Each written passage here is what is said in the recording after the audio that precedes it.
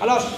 وعارف انت دلوقتي هتتشقلب. ده مش يقول لك احبلهولي دلوقتي، انا قاعد على ده كده. هترفع رجليك ازاي يعني؟ مش انت هو عم حسين دلوقتي قال لي ان انت كنت بتتشقلب. الراجل كان، انا ماليش دعوه، اتكلم مع عم حسين، انا مالكش عندي. يا عم حسين مش هو كان دلوقتي يوصل رجليه يعمل ايه؟ يوصل رجليه للحيطه؟ الحديده، خلي الحديده. طب اهو يلا اهو. معلش شيلني بس، خلينا نمسك بس اهو. عشان عيني اهو. ماشي.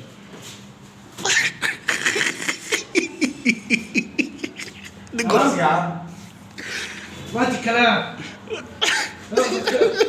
عم حسين والله مالك عندي ميات. يا عم دي كلها عشان تاخد. لا مالهاش دعوه، انت جايب لي حاجه ولا لا؟ لا مالهاش دعوه. ايه؟ ده قصه تاني. لا يا ريس 1000 جنيه. لا مش فدايه يا حبيبي، ده حق. انت ما عطيتش حاجه جنبه كمان، ده بيزينني عشان يدينا حق. يعني حق تاني. فكرنا بنهزر؟ لا يا عم بجد ادوني 100 جنيه.